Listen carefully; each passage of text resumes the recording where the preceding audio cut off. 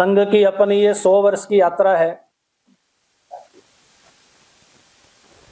तो संघ के बारे में अलग प्रकार के पॉजिटिव नेगेटिव दोनों बातें चलती हैं। उसका कारण है कि संघ को कुछ लोगों ने संघ के बाहर से समझने का प्रयत्न किया और उसका परिणाम ये हुआ कि संघ ठीक प्रकार से लोगों के ध्यान में नहीं आया, समझ में नहीं आया। कुछ कमियां शायद हमारी भी रही होंगी कि हमने भी समझाने का उतना प्रयत्न या ठीक प्रकार से प्रयत्न नहीं किया होगा, और उसके कारण से संघ के बारे में समाज में अनेक प्रकार के भ्रम जो हैं वो भी निर्मित हुए। इसलिए संघ को सकारात्मक नकारात्मक दोनों तरीके से आज समाज में लोग जानते हैं।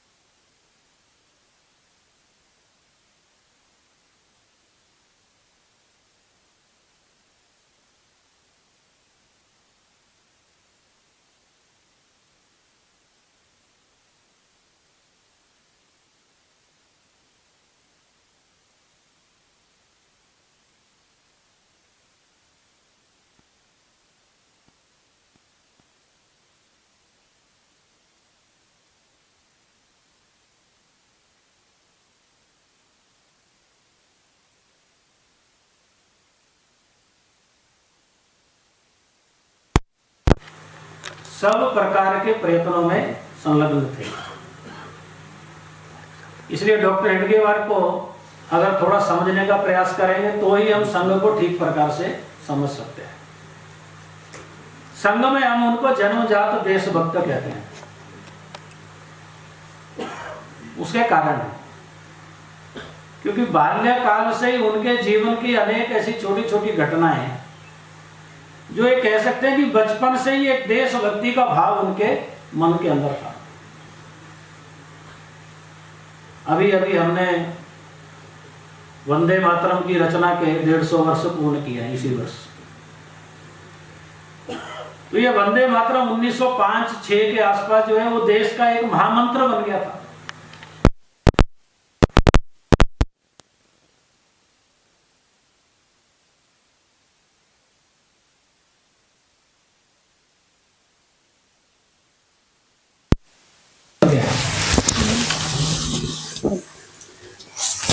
तो उसी समय डॉक्टर हेडगेवार 10वीं कक्षा के अंदर पढ़ते थे। केशव उनका बाल्यकाल का नाम है। तो उनके विद्यालय में जब इंस्पेक्शन करने के लिए इंस्पेक्टर आने वाले थे तो उसकी योजना उन्होंने इंस्पेक्टर का स्वागत करने के लिए वंदे मातरम के साथ स्वागत करेंगे, ये योजना उस समय केशव ने बनाई और उसका जय घोष भी किया अपनी कक्षा के अंदर।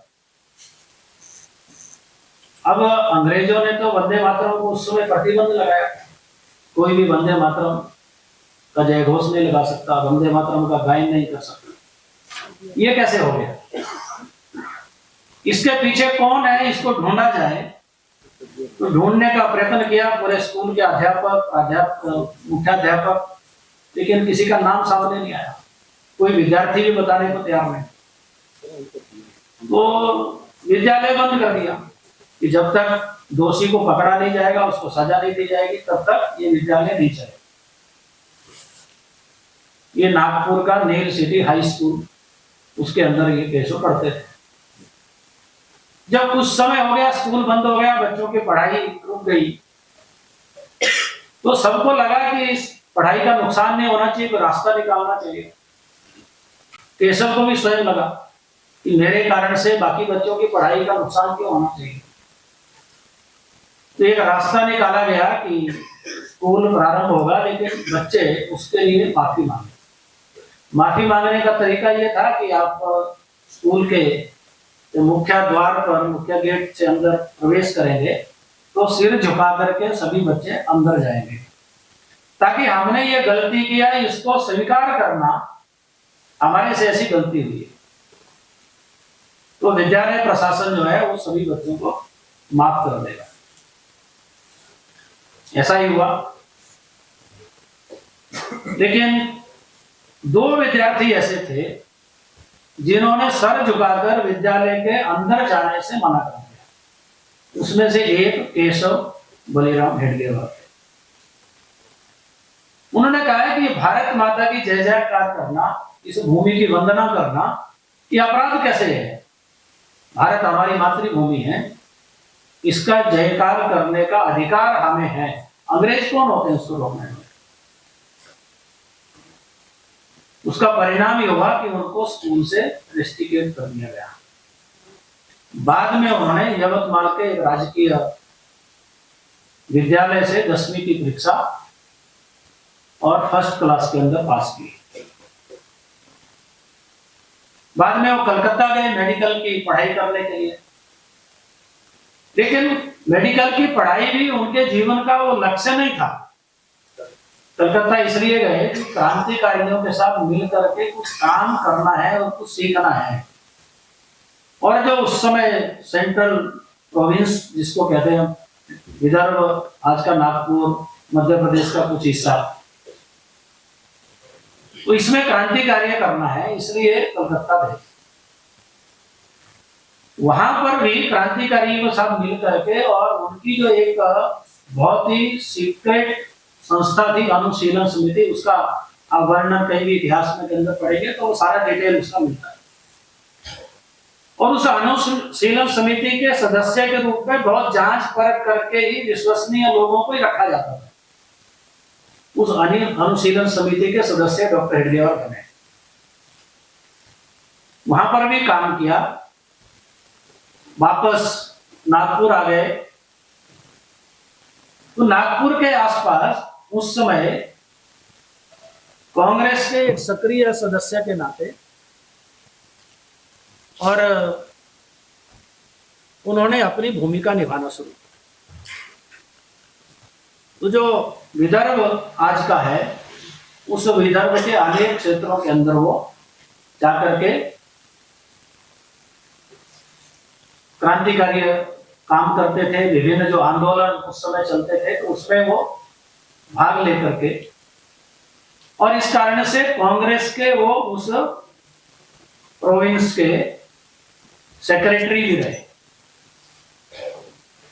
1920 में इसी को आधार बना करके उनके अनेक जो भाषण हुए, उसके ऊपर अंग्रेज सरकार ने कोर्ट के अंदर एक मुकदमा दायर किया कि आपके जो भाषण हैं वो राजद्रोहात्मक है, राजद्रोह की भू उसके अंदर आती है। मुकदमा चला। डॉक्टर हेडगेवार ने कहा कि मैं अपनी पैरवी स्वयं करूंगा। तो कोर्ट में अपनी जो जिरा है उन्होंने स्वयं की। तो बाद में जज का जो डिसीजन था, उन्होंने कहा अपने निर्णय के अंदर कि जिन भाषणों के ऊपर डॉक्टर केशव हेडगेवार के ऊपर केस किया गया है, उससे भी ज्यादा उग्र भाषण इनका अपने बचाव का भाषण है। इसलिए उनको 1 वर्ष का सश्रम कारावास, ये 1920 के था, 1921 में जब पूरे देश भर के अंदर असहयोग आंदोलन चल रहा था, उस समय वो कारावास में रहे 1 वर्ष। तो वहां ये सब करते करते उनके मन में एक बात आती थी कि अगर देश को स्वतंत्र करना है तो अपना समाज भी वैसा होना चाहिए, क्योंकि देश का इतिहास का उन्होंने अध्ययन किया। तो उसमें से ध्यान में आता था कि पिछले 1000 वर्षों से हमारा ये देश ये परतंत्रता में गया कैसे, उसके कारण क्या, उसको ढूंढना पड़ेगा। हम हर दृष्टि से सक्षम थे, संपन्न थे, ज्ञानवान थे, उसके बाद भी परतंत्रता आई कैसे। तो ध्यान में आता है कि हमारे समाज में कुछ कमियां आ गई, लोगों के जीवन के अंदर कुछ गुणों का ह्रास हो गया।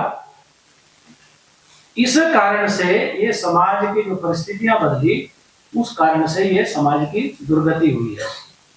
इसलिए जब तक हम समाज को संगठित नहीं करेंगे, समाज को बलशाली नहीं बनाएंगे, तब तक आगे भी ये परिस्थिति आ सकती है। क्योंकि पूरी दुनिया का उस समय का परिदृश्य ऐसे ध्यान में ये तो आ रहा था कि अंग्रेजों को भारत छोड़ करके जाना पड़ेगा, भारत स्वतंत्र होगा। लेकिन उस स्वतंत्रता के बाद भारत अपनी स्वतंत्रता को कितने समय तक बना करके टिका करके रख सकता है, ये उनके मन में एक बड़ा प्रश्न था। इसलिए उन्होंने अपने उस समय के सब लोगों, प्रमुख लोगों से, इन गांधी जी से लेकर और लोकमान्य तिलक, सुभाष बाबू, ये सबसे उन्होंने चर्चा की कि अपने समाज को संगठित करने का काम, समाज को गुण संपन्न बनाने का काम, ये भी साथ साथ में करना चाहिए, तभी हमारी स्वाधीनता ये टिकी रह सकती है। अधिकांश का उस समय यही मत था कि हाँ, ये बात तो ठीक है कि होना चाहिए, आवश्यक कार्य है, लेकिन सबको ये लगता था कि पहले हम स्वतंत्र हो जाएं, उसके बाद फिर अपने समाज को ठीक करने का काम कर सकते हैं। लेकिन डॉक्टर हेडगेवार को लगता था कि नहीं, ये दोनों काम साथ में चलना चाहिए। स्वाधीनता का आंदोलन भी आगे बढ़ते रहना चाहिए और समाज को संगठित करने का काम, समाज को ठीक करने का काम, ये भी साथ में चलना चाहिए। तो जब कोई सहमत नहीं हुआ, उस काम को करने के लिए तैयार नहीं हुआ, तो डॉक्टर हेडगेवार ने संकल्प किया कि मैं स्वयं इस काम को प्रारंभ करूंगा। इसलिए उन्होंने उस समय कहा कि मैं संपूर्ण हिंदू समाज को संगठित करने का काम ये करूंगा। और वही 1925 की विजयादशमी को नागपुर में उन्होंने हिंदू समाज के संगठन का कार्य प्रारंभ किया। अब हिंदू क्यों? तो हिंदू इस देश का मूल समाज है, इसलिए उन्होंने हिंदू समाज को ठीक करना, उसको संगठित करना, इसलिए अपने सामने वो लक्ष्य रखा। और जब हम हिंदू की परिभाषा करते हैं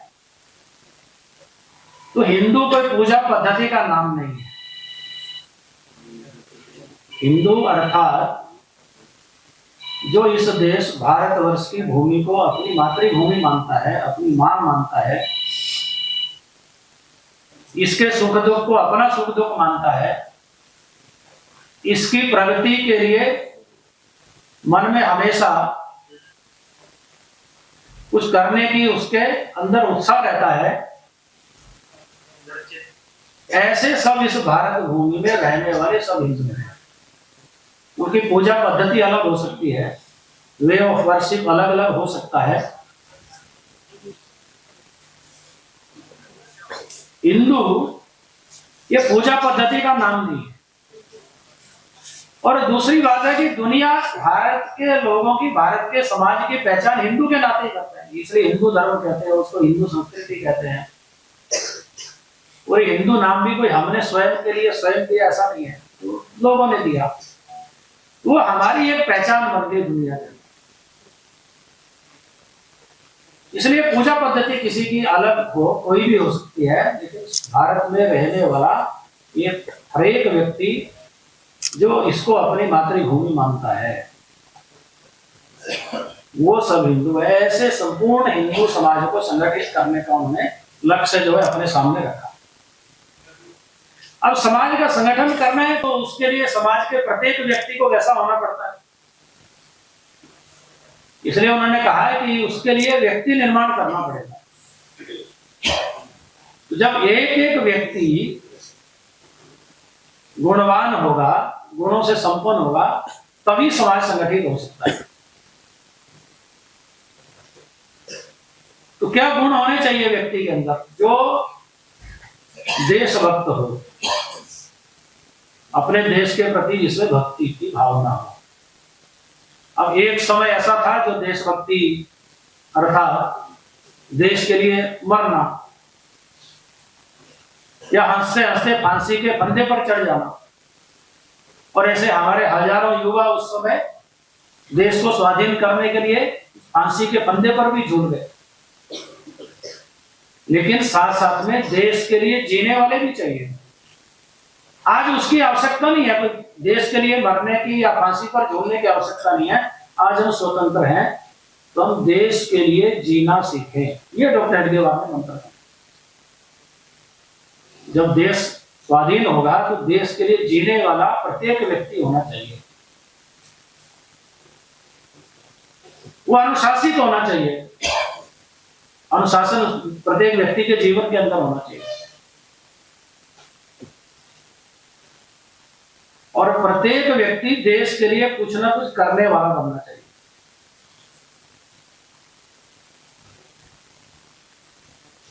तो ऐसे देशभक्त, अनुशासित, निस्वार्थ भाव से देश समाज के लिए कुछ करने वाले लोगों को तैयार करने का काम, उसी को उन्होंने व्यक्ति निर्माण कहा।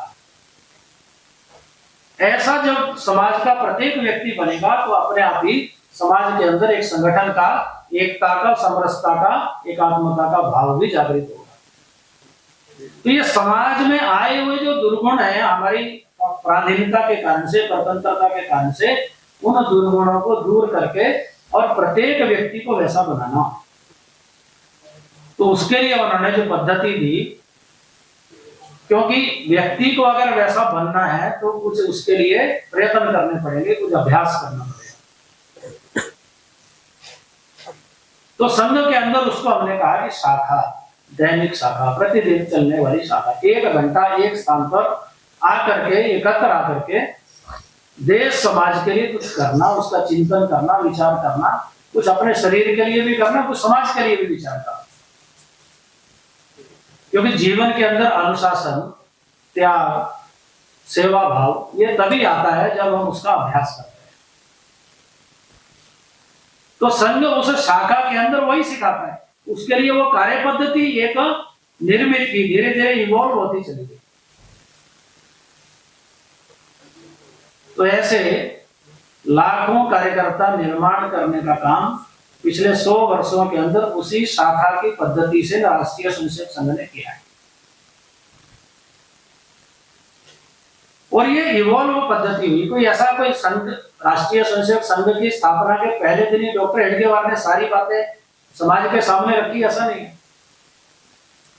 उस दिन तो संघ का नाम भी तय नहीं था, केवल इतना ही उन्होंने घोषणा की कि आज से मैं हिंदू समाज के संगठन का कार्य प्रारंभ कर रहा हूं। संघ का नामकरण भी बाद में हुआ। संघ के अंदर कौन सी पद्धतियां होंगी, कैसे हम काम करेंगे, किसको हम गुरु मानेंगे, ये सब बातें तय बाद में हुई। तो ऐसी अपनी एक कार्य पद्धति दैनिक शाखा की व्यक्ति निर्माण के लिए ये विकसित हुई। अब राष्ट्रीय स्वयंसेवक संघ का जब काम प्रारंभ हुआ तो उस समय की देश की परिस्थिति हम जानते ही हैं, इसलिए संघ के काम का एक उस समय उपहास भी हुआ। किसी भी कार्य को 3 स्टेज में से निकलना पड़ता है, उपहास, विरोध और स्वागत। तो संघ पिछले 100 वर्षों में तीनों स्टेज में से निकल करके यहां तक पहुंचा है।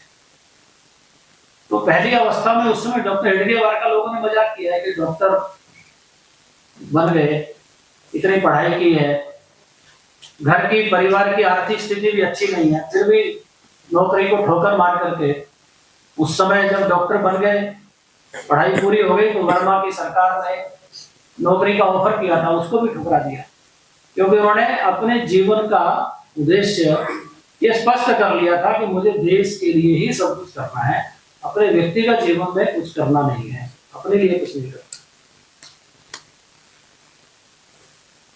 तो ऐसे डॉक्टर हेडगेवार बच्चों के साथ खेल रहे हैं, बच्चों के साथ ये मिलकर के जिसे पूरे समाज का संगठन करने के लिए चले हैं। लोगों ने कहा कि डॉक्टर को क्या हो गया है, मजाक उड़ाते थे लोग, लेकिन उसकी परवाह न करते हुए डॉक्टर हेडगेवार ने केवल 15 वर्षों के प्रयत्नों में 1940 में उनका देहावसान हुआ। तो 15 वर्षों के अंदर राष्ट्रीय स्वयंसेवक संघ की शाखाएं ये पूरे देश भर में, उस समय अखंड भारत ही था, जो आज वर्तमान पाकिस्तान, बांग्लादेश उस समय भारत का ही हिस्सा था। तो ऐसे सब क्षेत्रों के अंदर संघ का काम ये 15 वर्षों के अंदर उन्हें पहुंचा। जितने उनके अपने संसाधन थे, अपने संपर्क थे, सबका उपयोग उन्होंने किया, क्योंकि वो 2 बार जेल में भी रहे।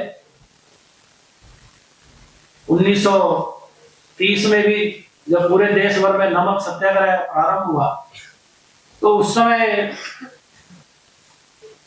विदर्भ के अंदर उन्होंने जंगल सत्याग्रह करके और यवतमाल के पास में ही और सत्याग्रह किया। तो उसमें भी वो जेल में गए, 9 महीने उस समय भी जेल के अंदर रहे, संघ स्थापना के बाद भी। तो ये सारे जो जीवन के उनके अनुभव थे, वहां पर जो संपर्क थे, उन सबका उपयोग उन्होंने अपने संघ कार्य के विस्तार के लिए भी किया। उन्होंने उस उपहास की चिंता नहीं की, उसकी परवाह नहीं की। तो धीरे धीरे संघ का काम बढ़ना प्रारंभ हुआ, लोगों को ध्यान में आया। तो 1948-47 में जब भारत का विभाजन हुआ, उस समय संघ के प्रमुख MS गोलवलकर थे, गुरुजी के नाम से हम उनको जानते हैं, प्रसिद्ध हैं। तो उनके नेतृत्व में उस समय भारत विभाजन के समय जो हिंदू समाज विभाजित भारत से आया, पाकिस्तान, बांग्लादेश से भारतवर्ष में आए, उनकी सेवा का काम, उनके रिहेबिलिटेशन का काम ये संघ के स्वयंसेवकों ने बखूबी किया। इस कारण से संघ की उसमें प्रसिद्धि भी हुई। हिंदू समाज को केवल संघ पर विश्वास था कि संघ अगर कुछ कर सकता है तो और कोई दूसरा कर नहीं सकता, संघ ही कर सकता है, यही हिंदू समाज की सुरक्षा कर सकता है। तो उस कारण से संघ की प्रसिद्धि भी हुई। संघ में आने की बहुत बड़ी संख्या होगी, समाज संघ के साथ जुड़ने लगा। तो कुछ लोगों को उसके कारण से भय भी लगने लगा। जो राजनीति में लोग रहते हैं उनको हमेशा अपनी कुर्सी की चिंता रहती है कि कहीं कुर्सी दूसरा ना खींच ले। तो संघ को तो राजनीति करनी नहीं थी। संघ ने तो प्रारंभ से तय किया था कि संघ तो एक सामाजिक संगठन है, हम समाज का संगठन करने का ही काम करेंगे और कोई दूसरा काम संघ नहीं करेगा। तो संघ को दबाने का प्रयास भी हुआ, उसका विरोध भी फिर प्रारंभ हुआ। 1948 का प्रतिबंध ये संघ को समाप्त करने का ही प्रयत्न था और कुछ नहीं था। इसलिए संघ पर झूठे आरोप लगा करके और संघ को बदनाम करने का भी प्रयत्न हुआ और संघ को समाप्त करने का एक बहाना हुआ। उसके पीछे के राजनीतिक कारण थे, कोई दूसरा कारण नहीं था। लेकिन इस सारे विरोधों के बाद भी संघ के स्वयंसेवक अपने लक्ष्य पर ये अड़िग रहे। उनका कोई और ध्येय नहीं, कोई दूसरा काम नहीं कि अपने को समाज को संगठित करना है। कितने भी कष्ट आएंगे, कितने भी विरोध होंगे, तो भी हम ये अपना ही समाज है, इसका हम विरोध नहीं करेंगे। जब संघ से प्रतिबंध समाप्त हुआ, पहला प्रतिबंध, तो गुरुजी ने जेल से बाहर आने के बाद यही कहा कि अपना ही समाज है, हमारे ऊपर आक्रमण करने वाले लोग भी अपने ही हैं, तो इसका विरोध करने की आवश्यकता नहीं है। आज नहीं तो कल समझेंगे। इसलिए गुरुजी के ऊपर जब आक्रमण उनके घर पर होने लगा तो उन्होंने कहा कि छोड़ दीजिए, आप मेरी सुरक्षा करने की जरूरत नहीं है। अगर मुझे मारना ही होगा तो अपने ही लोग अगर मेरे खून के प्यासे हैं तो मारने दीजिए, अगर मेरे मरने से तो समाधान होता है तो आने दीजिए, किसी का विरोध करने की जरूरत नहीं है।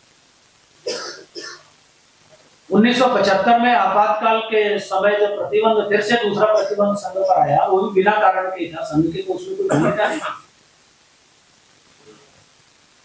तो उसके प्रतिबंध समाप्त होने के बाद भी बाला साहब देवराज जब बाहर आए तो उन्होंने भी यही कहा, भूल जाओ और आगे बढ़ो, क्योंकि संघ संपूर्ण समाज को अपना मानता है। संघ का कोई विरोध कर सकता है, संघ किसी का विरोधी नहीं है। इसलिए हमने सर्वेशम अविरोधी नहीं कहा, कि हमारा कोई विरोधी नहीं है, हम संपूर्ण समाज को अपना मानते हैं। इसी भाव से संघ के कार्यकर्ता और समाज के अंदर काम करते रहे। उसका परिणाम ये हुआ, क्योंकि संघ को, समाज को बदलना है, समाज का परिवर्तन करना है, तो समाज जीवन के भिन्न भिन्न क्षेत्रों के अंदर जो समस्याएं हैं, कुछ कमियां हैं, उन कमियों को दूर करना पड़ता। तो संघ ने स्वयंसेवकों को एक दृष्टि दी कि आप देश के लिए, समाज के लिए कुछ ना कुछ प्रत्येक स्वयंसेवक ने करना चाहिए। क्या करना? तो अपने आसपास देखिए, वहां पर समाज किन चुनौतियों से जूझ रहा है, समाज में कौन सी ऐसी समस्याएं हैं जिनका समाधान समाज के साथ मिल करके कर सकते हैं। तो फिर स्वयंसेवकों ने ये सब देखना शुरू किया, तो धीरे धीरे समाज जीवन के अलग अलग क्षेत्रों में स्वयंसेवक काम करने के लिए निकले। इसने शिक्षा के क्षेत्र में काम प्रारंभ किया, कुछ अलग अलग प्रयोग प्रारंभ किए, कोई सेवा के क्षेत्र में प्रयोग शुरू हुए, कई स्वास्थ्य के क्षेत्र के अंदर। तो ऐसे समाज जीवन के सभी क्षेत्रों के अंदर स्वयंसेवक समाज के सहयोग से काम करने लगे। और आज जो हम कह सकते हैं कि लगभग 32 से ज्यादा ऐसे 32 ऑर्गेनाइजेशंस जो ऑल इंडिया लेवल पर स्वयंसेवकों ने या समाज के अन्य लोगों ने उसका प्रारंभ किया और स्वयंसेवकों ने उसमें सहयोग किया, ऐसे अलग अलग क्षेत्रों के अंदर स्वयंसेवक काम करते हैं। ये समाज के भिन्न भिन्न क्षेत्रों की चुनौतियां, उनकी समस्याओं के समाधान करने के लिए एक विकल्प क्या हो सकता है? केवल कमियां गिनाने से, आलोचनाएं करने से तो समाधान नहीं होगा। समाधान करना है तो उसका कोई विकल्प देना पड़ता है। तो ऐसे अनेक प्रकार के विकल्प उस क्षेत्र के अंदर ये स्वयंसेवकों ने दिए। विरोध के बाद भी अपने कार्य का ये लगातार विस्तार भी होता चला गया। आज अगर हम 100 वर्षों के बाद विचार करते हैं अपने कार्य के बारे में, आज हम देश भर के अंदर 87,000 प्रतिदिन दैनिक शाखाएं चलाते हैं। 87,000 शाखाएं प्रतिदिन चलने वाली शाखाएं, लगभग 32,000 साप्ताहिक मिलन, सप्ताह में एक बार जहां पर स्वयंसेवक एकत्र आते इकट्ठे होते हैं, और लगभग 80,000 स्थान ऐसे हैं जहां पर अपनी ये गतिविधि चलती है। तो इन सब विरोधों को पार करते हुए संघ का समर्थन सहयोग करने वाला समाज सामने आ गया, क्योंकि लोगों को संघ का काम समझ में आ गया कि नहीं, संघ तो समाज को जोड़ने का काम करता है, अपना कोई स्वार्थ नहीं है संघ का, कोई उसके पीछे राजनीति नहीं है, निस्वार्थ भाव से देश समाज के लिए काम करने वाले लोग। इसलिए समाज को विश्वास हो गया, क्योंकि समाज जो है संघ के स्वयंसेवकों के वो देखता है अलग अलग समय के लिए। देश में कहीं पर भी कोई विपदा आती है, कोई आपत्ति आती है, कोई संकट आता है, कहीं बाढ़, भूकंप, दुर्घटना होती है, तो सबसे पहले पहुंचने वाला कौन है? तो स्वयंसेवक रहता है। उसको कोई आदेश नहीं करता है, स्वयंसेवक को शाखा में आने से यह दृष्टि मिलती है कि समाज का संकट ही हमारा अपना संकट है। कोई भी कष्ट में है तो उसके कष्ट को दूर करना, कम करना, ये हमारी जिम्मेदारी है। इसलिए स्वयंसेवक किसी आज्ञा का इंतजार किए बिना वहां पर तुरंत कार्य प्रारंभ करता है। बाद में वो बताता है अपने अधिकारियों को कि ऐसा कुछ हो गया था तो हमने ये शुरू कर दिया, और क्या करना चाहिए आप बताइए। वो आदेश का इंतजार नहीं करता है, क्योंकि शाखा से उसको एक दृष्टि मिली है। केवल ऐसे संकट काल में नहीं, अभी तो हमने कोविड काल में भी देखा कि देश भर में जब ऐसी एक अज्ञात बीमारी और जिसका कोई इलाज नहीं, लाखों लोग मर रहे हैं, तो ऐसे समय में भी स्वयंसेवक ने अपने जीवन की परवाह न करते हुए समाज की सहायता के लिए स्वयंसेवक तोड़ पड़े। अनेक स्वयंसेवकों को उसमें अपनी जान भी गंवानी पड़ी, लेकिन ये समाज के प्रति जो भाव है, समाज अपना है, जो अपनापन है, उसके कारण से वो उसकी परवाह भी नहीं करता। ये समाज देखता है। स्वयंसेवक समाज के सहयोग से बहुत सारे सेवा कार्य स्थायी रूप से भी चलाते हैं, स्वावलंबन के लिए, स्वास्थ्य के लिए, शिक्षा के लिए। वो केवल ग्रामीण क्षेत्रों में नहीं, तो नगरीय क्षेत्रों के अंदर, ऐसी बस्तियों के अंदर भी, और दूर गिरी कंदराओं के अंदर भी, वनवासी क्षेत्र के अंदर भी इस प्रकार के सेवा कार्य चलते हैं। ऐसे लगभग 1,29,000 स्वयंसेवकों के द्वारा चलाए जाने वाले सेवा कार्य भी देश भर के अंदर चलते हैं, जो स्थायी रूप से चलते हैं। वो एक छोटा संस्कार केंद्र से लेकर के बड़ा हॉस्पिटल तक भी हो सकता है, लेकिन ये सब स्वयंसेवकों के द्वारा होने वाले कार्य हैं, जो संघ से उन्होंने एक दृष्टि ली, उसको समाज के समस्याओं के समाधान के लिए कैसे उसका उपयोग करना। तो ऐसे सेवा कार्यों को भी स्वयंसेवक संचालन करते हैं।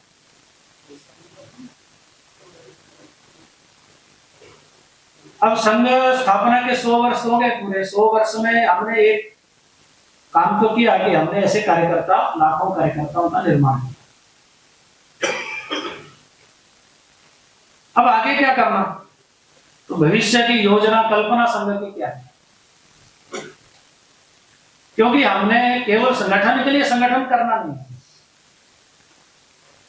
तो समाज परिवर्तन के लिए संगठन।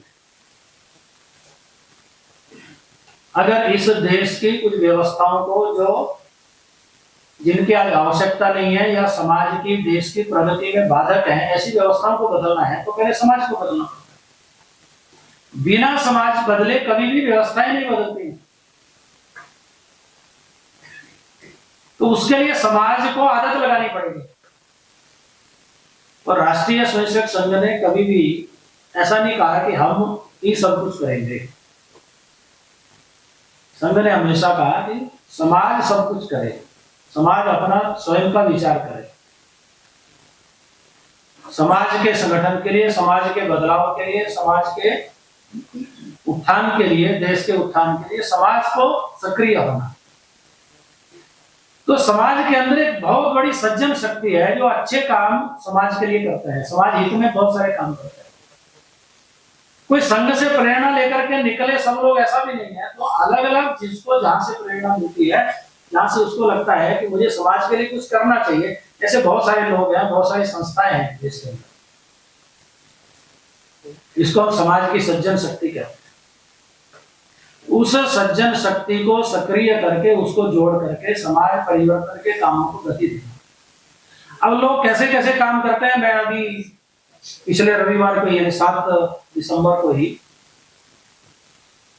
नागपुर के पास ही यवतमाल का मैंने जो उल्लेख किया पेड़ियावार में, जहां से 10वीं की परीक्षा जिस विद्यालय से पास की, तो वहां पर था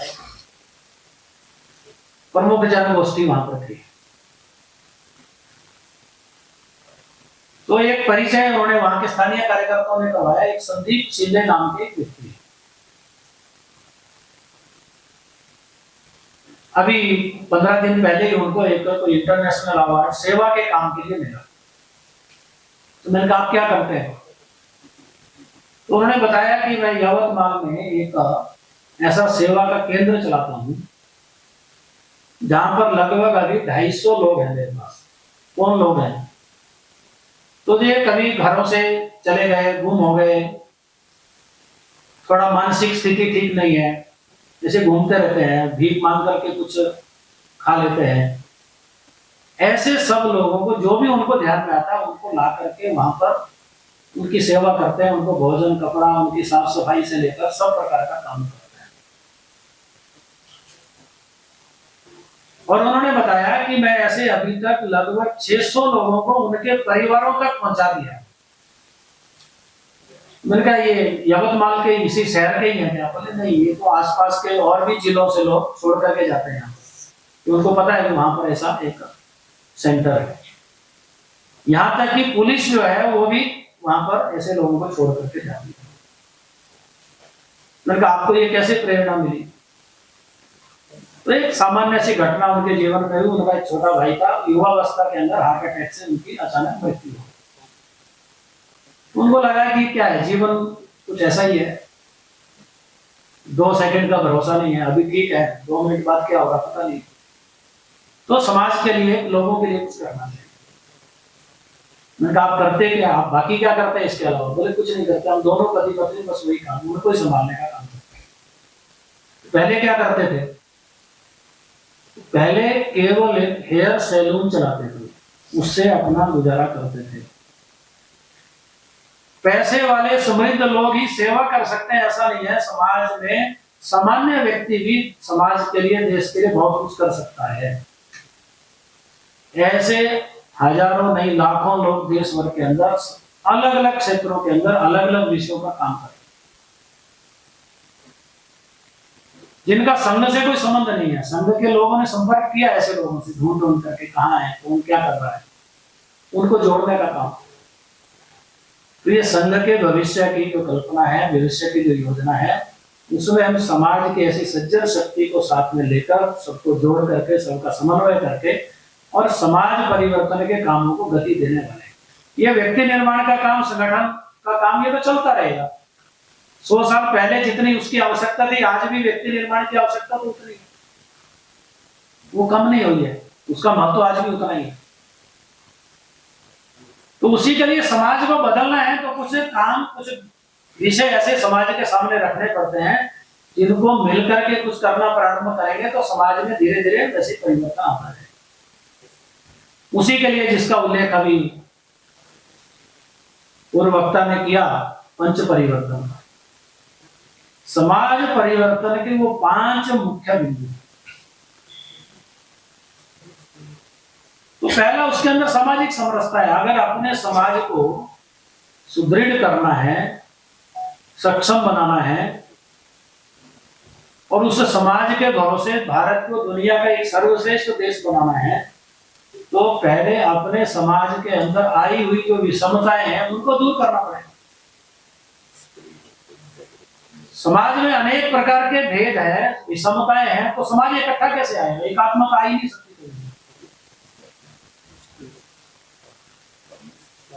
अब जाति के नाम पर बहुत सारे छुआछूत भेदभाव ये खड़े हो गए, किसी काल में आई हुई वो समाज के अंदर एक कमी है, बुराई है, आज भी वो चलती रहनी चाहिए क्या? उसको दूर होना चाहिए।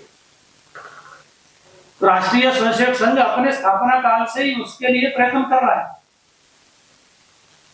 संघ के अंदर हम किसी भी प्रकार का भेदभाव, चाहे वो जाति के नाम पर हो, चाहे भाषा के आधार पर हो, चाहे क्षेत्र के आधार पर हो, संघ में तो हम नहीं मानते, लेकिन समाज में तो है।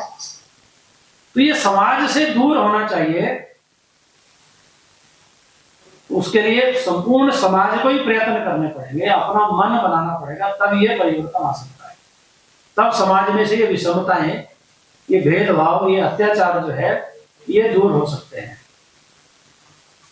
तो उसके लिए कम से कम 3 बातें अगर कॉमन होना प्रारंभ हो गई पूरे समाज के अंदर, एक मंदिर, पानी और शमशान। मंदिर में किसी प्रकार का भेदभाव नहीं, कोई भी जिसकी अपनी श्रद्धा आस्था है मंदिरों के अंदर, देवी देवताओं के अंदर, वो जा सकता है, उसमें रोक क्यों होनी चाहिए? तो ये समाज को करना पड़ेगा। पानी के सोर्स, पानी के स्रोत ये एक होने चाहिए। आज उसके अंदर भी भेदभाव होता है अनेक स्थानों पर। और शमशान, ये शमशान भूमि तो एक हो सकती है, मरने के बाद कौन सा भेदभाव? तो ये 3 ऐसी छोटी सी बातें हैं जिनको धीरे धीरे करना प्रारंभ करेंगे तो अपने आप ही और 4 बातें समाज में उसके बारे में जागृति आएगी और समाज करना प्रारंभ करेगा। तो समाज की एकता, एकात्मता के लिए समरसता ये आवश्यक है, तभी हम एक हो सकते हैं। तो ये जो समाज को तोड़ने वाली बहुत सारी ताकतें हैं, इन विषमताओं के आधार पर वो समाज को अलग अलग बांटने का काम करते हैं। तो इनको ऐसा कोई अवसर, ऐसा मौका ना मिले, तो ये समाज की विषमताएं ये दूर करना आवश्यक है। मान्यता अपनी अपनी हो सकती है, विचार अपने हो सकते हैं, इसमें कोई एक ही विचार होना चाहिए सबका, ऐसा जरूरी नहीं है, लेकिन विषमता ये दूर होनी चाहिए। तो उसके लिए संघ तो प्रयत्न कर रहा है, लेकिन समाज को इसके लिए अधिक प्रयत्न करने पड़े। और ये जबरदस्ती तो नहीं हो सकता है, उसके लिए अपना मन तैयार करना पड़ेगा, क्योंकि हजारों वर्षों से हमारे यहाँ ये रूढ़ी कुरीति बन गई, तो एक माइंड सेट है हम सबका। तो कैसे धीरे धीरे मन परिवर्तन करके इसको दूर किया जा सकता है, इसके प्रयत्न ये करना, ये एक काम है। दूसरी बात है कुटुंब प्रबोधन, परिवार। तो हमारे समाज का जो मूल आधार रहा है वो हमेशा परिवार ही रहा है। हमारे परिवार सक्षम थे, परिवारों के अंदर संस्कार थे, परिवार एक थे, इसलिए हम इतने आक्रमणों के बाद भी अपनी संस्कृति, परंपरा इसको बचा सके। इतने आक्रमण हुए, इतने वर्षों तक हम अपने ठीक प्रकार से, कई समय तो ऐसा आया कि हम पूजा पद्धति भी अपने अनुसार, अपनी इच्छा के अनुसार नहीं कर सकते।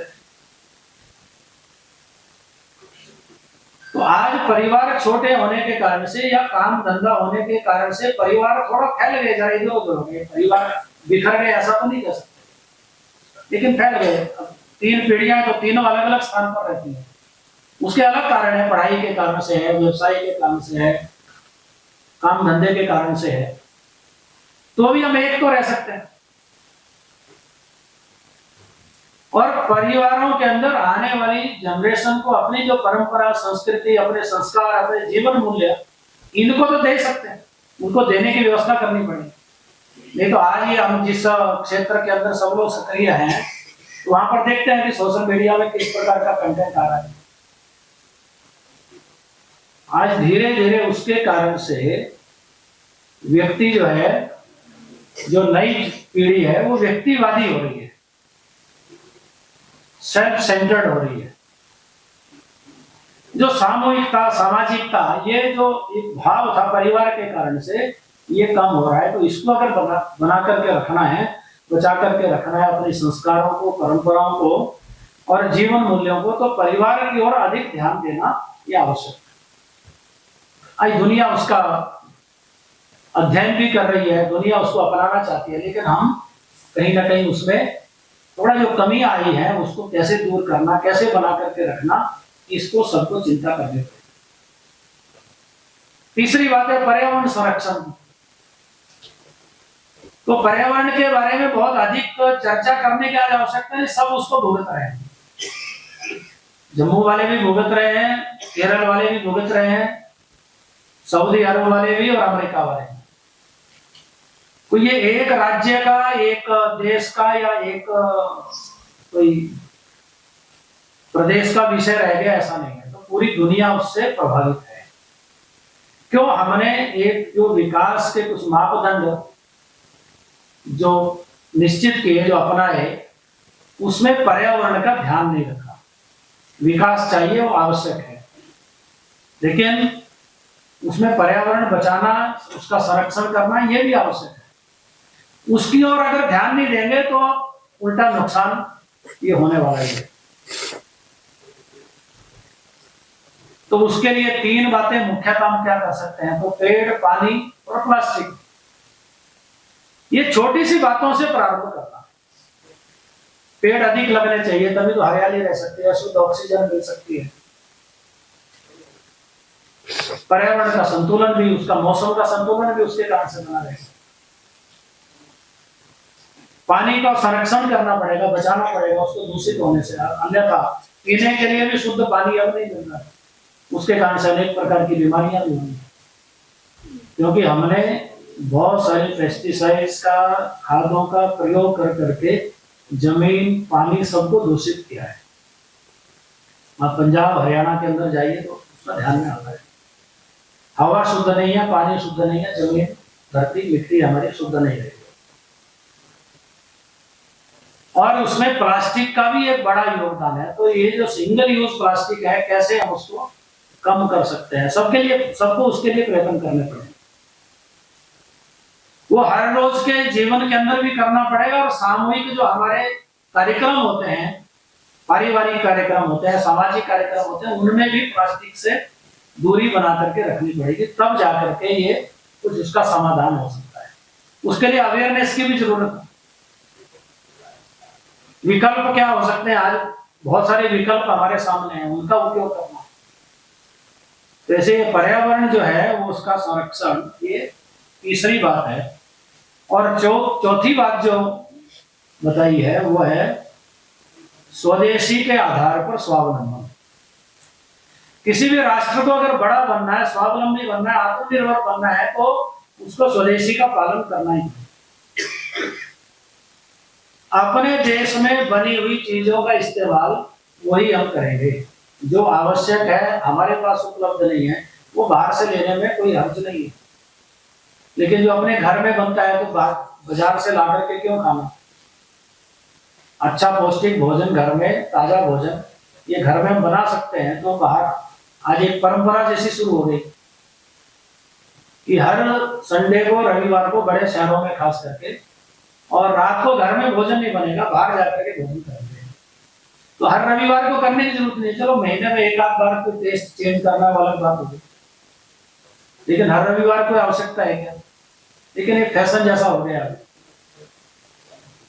तो जो अपने गांव में बनता है वो दूसरे गांव से नहीं लाएंगे, जो अपने जिले में है वो अपने जिले में उसका तो एक स्वावलंबन भी होगा, लोगों को उसका रोजगार भी मिलेगा, आर्थिक व्यवस्था भी हमारी उसके कारण से ठीक होगी। और वो केवल स्वदेशी वस्तुओं तक जो स्व का भाव जागृत होना, यानी वो उसके तक सीमित नहीं है। तो अपनी भाषा है, उसके प्रति स्वाभिमान चाहिए, उसके प्रति अभिमान होना चाहिए। अपनी वेशभूषा है, अपनी परंपराएं हैं, संस्कृति है। स्व के आधार पर हमारा जीवन चले, ये उसके लिए आवश्यक है। अन्य भाषाएं सीखनी चाहिए, 10 भाषाएं सीखिए, कोई आपत्ति नहीं है किसी को, लेकिन अपने घर के अंदर तो हम अपनी भाषा ही बोल सकते हैं, वहां पर भी विदेशी भाषा क्यों बोलना? इसलिए आने वाली जो पीढ़ी है वो भी अपनी मातृभाषा सीखेगी। ये तो बहुत जगह जो बच्चों की मातृभाषा जो है वो उसमें बात नहीं करता है, वो या तो अंग्रेजी में बात करता है या फिर हिंदी में बात करता है। मैं असम में गया एक परिवार के अंदर, तो उसकी मातृभाषा तो असमी है ना बच्चे की, तो वो बच्चे को असमिया आती नहीं है, वो बोल लेता है थोड़ी बहुत, लेकिन लिखने तो अब बिल्कुल नहीं आती। हिंदी बोल लेता है, अंग्रेजी बोल लेता है, पर असमिया तो आनी चाहिए ना उसको। पंजाब में है तो पंजाबी आनी चाहिए ना, हम जम्मू में है तो डोगरी तो आनी चाहिए ना। तो अपने घर के अंदर अपनी मातृभाषा, हम हस्ताक्षर करते हैं, सिग्नेचर करते हैं, तो अंग्रेजी में करने की जरूरत क्या है, अपनी मातृभाषा के अंदर का। उसी में से ये जो स्व का भाव है ये जागृत होता है। तो ये आज उसको यानी एक कॉलोनियल माइंड से बाहर आने की आवश्यकता है, अपने माइंड को डीकोलोनाइज करने की जरूरत है, ये भी आवश्यक है। और पांचवी बात है वो नागरिक कर्तव्य, सिटीजन ड्यूटीज। भारत को अगर बड़ा करना है तो प्रत्येक नागरिक को अपना योगदान उसमें करना पड़ेगा। नियम पालन करना, अनुशासन पालन करना, संविधान का पालन करना, ये तो हर एक नागरिक की ड्यूटी है। आज जो बड़े बड़े नारे लगाते हैं अपने अधिकारों के लिए, तो संविधान की दुहाई देते हैं कि संविधान के अंदर हमारे ये मौलिक अधिकार है, हमारे ये राइट्स हैं।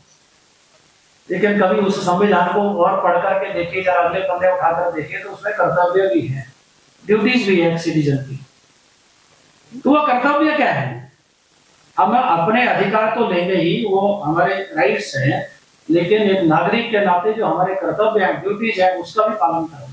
अभी सिविक सेंस की बात आई, तो हम ऐसे जो नियम कानून संविधान का पालन करना और अनुशासन का पालन करना, सामूहिक जीवन के अंदर हम जब जाते हैं तो वहां पे अनुशासन का पालन करना। हम घर के अंदर हैं वो अलग बात होती है, लेकिन जब समाज के बीच में जाते हैं तो वहां का एक अनुशासन होता है, उसका भी ध्यान रखना। तो ये छोटी छोटी बातों से अगर प्रारंभ करेंगे तो समाज के अंदर परिवर्तन आएगा। हम सब यहाँ पर सोशल मीडिया कंटेंट क्रिएटर्स बैठे हैं, तो भूमिका में प्रारंभ में ये बात तो आई कि हम इन 5 विषयों के बारे में कंटेंट अधिक बनाएं। वो तो बनाना ही चाहिए। अनेक छोटे छोटे प्रयोग लोग कर रहे हैं, बहुत अच्छे प्रयोग कर रहे हैं, उनको समाज के सामने लाना ये हमारा दायित्व है, क्योंकि हमारे पास वो कला है, हम उसको अच्छे ढंग से प्रस्तुत कर सकते हैं, पॉजिटिव ढंग से प्रस्तुत कर सकते हैं। लेकिन और भी अन्य जो एक सामाजिक दायित्व के नाते कि समाज का एक सकारात्मक वातावरण बने, पॉजिटिव वातावरण बने, उसके लिए हमारा योगदान क्या होना चाहिए? कंटेंट क्रिएटर होने के नाते हम किसी भी प्रकार का कंटेंट बनाते हैं, चाहे वो रील्स बनाते हैं, चाहे हम यूट्यूब में वीडियो बनाते हैं, चाहे वो पॉडकास्ट करते हैं, कोई आर्टिकल लिखते हैं, सारा कंटेंट ही। तो जो कमियां हैं, कमजोरियां, उसका तो कहीं ना कहीं उल्लेख उस पर भी चोट करेंगे, लेकिन वो पॉजिटिव तरीके से भी हो सकते हैं। वो समस्या दूर हो उसके लिए हम उसका कमेंट करेंगे या उसका कंटेंट बनाएंगे। लेकिन जो अच्छी बातें हो रही हैं तो उनको भी समाज के सामने लाना पड़ेगा। हमारे आसपास हम देखेंगे तो बहुत कुछ अच्छा हो रहा है, अच्छे करने वाले बहुत लोग हैं, वो अपना चुपचाप करते रहते हैं, उनको ये प्रस्तुति नहीं आती है कि हम कैसे अपने काम का प्रचार प्रसार करें। लेकिन हमारे पास वो कला है जो हम यहाँ पर बैठे हुए, हम उसका उपयोग करके उन कामों को, उन विषयों को समाज के सामने ले जा सकते हैं। संघ का काम यही है, संघ का काम कोई दूसरा नहीं है। जो भी समाज में अच्छा होता है, समाज के परिवर्तन के लिए, समाज को बदलने के लिए अच्छी बातें हैं, वो समाज के सामने उसको रखना, समाज तक पहुंचाना। ये सब काम आप लोग इन 5 विषयों के अलावा भी जो भी अच्छी बात है, जो भी समाज को एक दिशा देती है, समाज में उत्साह का निर्माण करती है, तो उसके लिए हम करें। तो हमारा एक कंटेंट क्रिएटर के नाते देश और समाज के लिए यही एक बड़ा योगदान होगा। भारत को दुनिया का अगर सर्वश्रेष्ठ देश बनाना है तो प्रत्येक व्यक्ति को, प्रत्येक नागरिक को अपना कुछ ना कुछ उसमें योगदान, अपनी आहुति कुछ ना कुछ डालनी है। तो जो जिस काम को कर सकता है, हम प्रतिदिन कुछ भी करते होंगे, लेकिन आज हर रोज देश के लिए जीने की आवश्यकता है, देश के लिए हर समय कुछ ना कुछ करने की, सोचने की और आवश्यकता है। तभी भारत जो है एक दुनिया का सर्वश्रेष्ठ, एक सक्षम, संपन्न देश बन सकता है। और आज हम उस दिशा में बढ़ रहे हैं। एक वातावरण भी है, समाज में भी एक पॉजिटिव वातावरण है, और दुनिया भी भारत को उसी नजर से, उसी दृष्टि से देख रही है। अपेक्षाएं भी है भारत को, क्योंकि भारत के पास देने के लिए बहुत कुछ है। अभी पर्यावरण की बात की तो पर्यावरण के संरक्षण के लिए भारत में हमारे जो जितने भी ग्रंथ हैं, जितने भी संस्कृत के अंदर श्लोक मिलेंगे तो पर्यावरण का संरक्षण करने के लिए ही है। बहुत सारी बात उसके अंदर, पृथ्वी सूक्त देखेंगे तो उसमें बहुत सारी बातें हैं। हम जो अपनी संस्कृति, परंपरा, हमारे जो रीति रिवाज है उसमें पर्यावरण का संरक्षण तो और क्या है। इसलिए हम दुनिया को दे सकते हैं, हमारे पास वो है, बस उसको थोड़ा बाहर लाना, दुनिया के सामने रखना, प्रस्तुत करना, ये हम सबकी जिम्मेदारी है। तो भारत अपना ये दुनिया का एक अच्छा सर्वश्रेष्ठ देश बने, यही राष्ट्रीय स्वयंसेवक संघ की आकांक्षा है, यही संघ का उद्देश्य है, यही संकल्प लेकर के राष्ट्रीय स्वयंसेवक संघ पिछले 100 वर्षों से काम कर रहा है।